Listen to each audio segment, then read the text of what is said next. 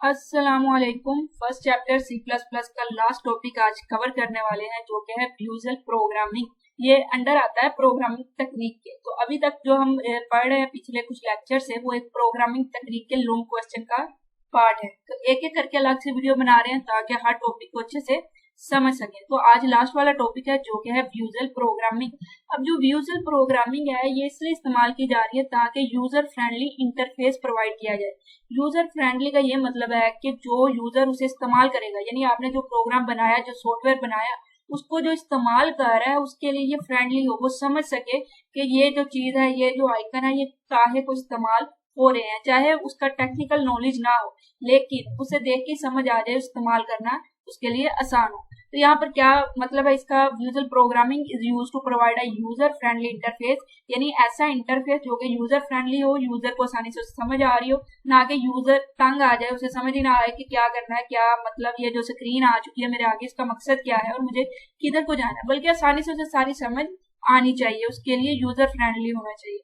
For interacting with the program, जब भी वो प्रोग्राम के साथ इंटरेक्ट करे तो उसके लिए ये इंटरफेस यूजर फ्रेंडली होना चाहिए। इंटरफेस का ये मतलब है जो सबसे पहले आपके सामने स्क्रीन आ रही है उसको इंटरफेस कहेंगे। तो इस वक्त भी जो आपके सामने यूट्यूब का एक इंटरफेस होगा आया हुआ है, जिस पर वीडियोज होंगी, एक से नीचे जो शार्ट का सेक्शन है, वीडियो अपलोड करने का सेक्शन है, तो उसको देख के हमें समझ आ रही है ये किस चीज का सेक्शन है। तो इसका मतलब हमें ये जो हमारे पास इंटरफेस है यूट्यूब का, वो एक यूजर फ्रेंडली है। अब different object like window, menus, button, list box are use to develop the graphical user interface, यानी ग्राफिकली रिप्रेजेंट कर देना इंटरफेस को यूजर के लिए, कि यूजर को देख के ही समझ आ जाए कि किस चीज का क्या मकसद है।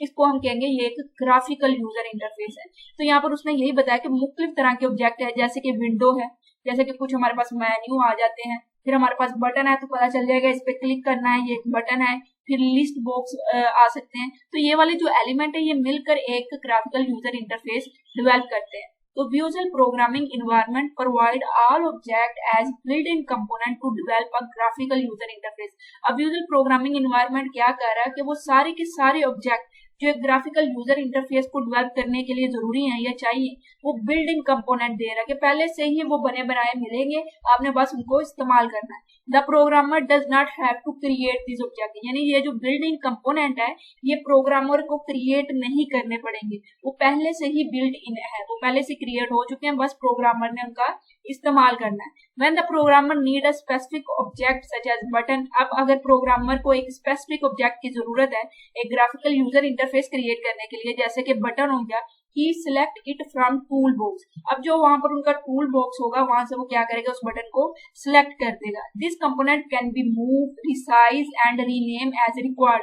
अब जो उसने एक ऑब्जेक्ट लिया, ये एक कंपोनेंट लिया बटन का, वो क्या कर सकता है, उसे मूव कर सकता है एक स्पेसिफिक पोजीशन पर, जहाँ पे भी उसने उसे मूव करना है, उसको रीसाइज कर सकता है, उसका साइज छोटा बड़ा कर सकता है बटन का, उसका नाम रख सकता है जैसे वो चाहेगा। तो अभी तक हमने जो पढ़ा, हमें ये समझ आई है कि व्यूजल प्रोग्रामिंग का मतलब ये है कि ये एक यूजर फ्रेंडली इंटरफेस क्रिएट करेगी, यानी ग्राफिकल इंटरफेस, और इसके लिए जरूरी होता है जैसे window, menu, button, list box वगैरह। अब जो ये ऑब्जेक्ट है, जैसे कि बटन हो गया, लिस्ट बॉक्सेस हो गए, ये प्रोग्रामर को क्रिएट नहीं करना पड़ता है, बल्कि ये बिल्ड इन कंपोनेंट होते हैं, यानी पहले से क्रिएट होते हैं। बस प्रोग्रामर को सिलेक्ट करने पड़ते हैं टूल बॉक्स से, उसके बाद वो इनको मूव कर सकता है, रीसाइज कर सकता है, रीनेम कर सकता है। आई होप यहाँ तक आपको क्लियर हो चुका होगा। अब हम आगे बढ़ते हैं। In visual programming environment the programmer design user interface usually instead of writing code. Code की बजाय वो एक व्यूजली इंटरफेस को क्रिएट कर रहा होगा। वो टूल बॉक्स से अपनी चीज है, जो ऑब्जेक्ट उसे चाहिए एक इंटरफेस को क्रिएट करने के लिए, वो उनको उठाएगा और उसके बाद एक अपना इंटरफेस क्रिएट करेगा। The visual programming environment also provide the facility to attach code with each component। अब यहाँ पर ये भी वो फैसिलिटी दे रहे हैं कि अगर आपने कोड को अटैच करना है हर कंपोनेंट के साथ, तो आप कर सकते हैं। जैसे कि उसने एक ऑब्जेक्ट पकड़ा बटन का, ठीक है, अब उसने यहाँ पर ऑब्जेक्ट बटन का पकड़ा, उसके बाद उसने उसे मूव कर दिया, रिसाइज कर दिया, रीनेम किया, जहाँ भी उसकी लोकेशन उसे अच्छा लगा एक ग्राफिकल इंटरफेस में, वहां पर उसने उसे रख दिया। उसके बाद अगर वो उस ऑब्जेक्ट के साथ एक प्रोग्रामर अटैच करना चाहता है कोई कोड, तो वो अटैच कर सकता है। The attach code is execute when the user interact with the object, यानी अब उस बटन के साथ उसने एक कोड को अटैच किया कि जब भी ऑब्जेक्ट इस बटन पे क्लिक करे तो ये वाला कोड जो उसने अटैच किया वो वाला कोड एग्जीक्यूट हो जाएगा।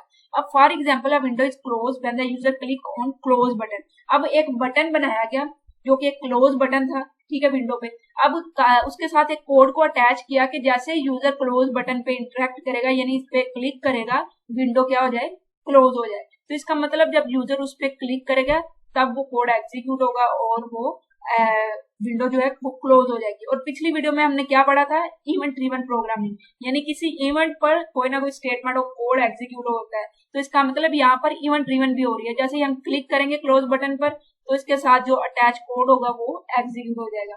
Some popular visual programming environment, ये आपका एमसीक्यूज है कि visual basic developer 2000 and power builder क्या है, ये व्यूजल प्रोग्रामिंग इन्वायरमेंट है। अभी तक जो हमने पढ़ा इसमें अगर आपको कोई भी कंफ्यूजन है तो आप कमेंट बॉक्स का इस्तेमाल कर सकते हैं, और अगर आपको अभी तक समझ आ रही है तो आप चैनल को सब्सक्राइब करके अपने दोस्त के साथ शेयर कर सकते हैं। तो अभी के लिए हमने क्या पढ़ा, हमने पढ़ा कि व्यूजल प्रोग्रामिंग का मतलब यह है कि ग्राफिकल यूजर इंटरफेस को क्रिएट करना, यूजर फ्रेंडली इंटरफेस को बनाना कि यूजर आसानी से उस इंटरफेस के साथ फ्रेंडली हो सके, समझ आ सके उसे कि क्या हो रहा है, कैसे करना है। उसके अलावा अगर हमने ग्राफिकल यूजर इंटरफेस क्रिएट करना है तो हमें कुछ ऑब्जेक्ट की जरूरत होती है, लेकिन प्रोग्रामर को इन ऑब्जेक्ट को क्रिएट नहीं करना पड़ता क्योंकि ये बिल्ड इन कंपोनेंट होते हैं। अब जैसे वो इन ऑब्जेक्ट को यूज कर सकता है तो उसको कोई कोड लिखने की जरूरत नहीं होती। अलबत्ता अगर वो चाहता है कि हर कंपोनेंट के साथ वो कुछ कोड को अटैच करता जाए तो वो कर सकता है। जैसे कि एक बटन उसने बना दिया और उस पर उसने कहा कि जैसे ही इस पे क्लिक हो विंडो क्लोज हो जाए। अब मैं कह सकती हूँ कि एक बटन बनाया गया, जैसे ही उस पे क्लिक हो एक आउटपुट शो हो जाए, यानी ऐसा कोड साथ अटैच हो के आउटपुट शो सबमिट हो चुका है, या किसी का नेम शो हो, या फिर हो सकता है हमने किसी से नंबर लिए हैं और उसका सम हम शो करवाएं जैसे ही उस बटन पे क्लिक हो। तो व्यूजल बेसिक जिसने पढ़ा है ना उसको समझ आ रही होगी इन चीजों की अच्छे से।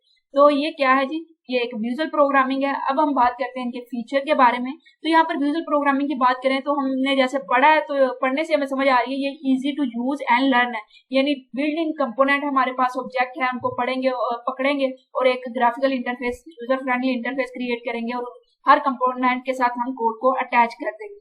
A programmer does not have to write code to create component। Component को क्रिएट करने के लिए कोड नहीं लिखना पड़ेगा। क्यों नहीं लिखना पड़ेगा? क्योंकि कंपोनेंट बिल्ट इन मिलेंगे। The visual component can be move, resize and delete easily. अगर आपने कोई कंपोनेंट लिया है जिसको आप अपने स्क्रीन पर शो करवाना चाहते हैं, आप उसका साइज छोटा बड़ा कर सकते हैं। अगर आप उससे बाद में डिलीट करना चाहते हैं वो भी कर सकते हैं, मूव भी करवा सकते हैं। Programmer can create the user interface usually by using mouse. Mouse के जरिए बस वो अपनी चीजों को पकड़ता जाएगा, ऑब्जेक्ट को पकड़ता जाएगा, कंपोनेंट को पकड़ता जाएगा और क्या करेगा, एक यूजर इंटरफेस क्रिएट करेगा। Component provide by visual programming contain some built-in code. Built-in code होता है, पहले से ही कोड लिखा लिखाया होता है।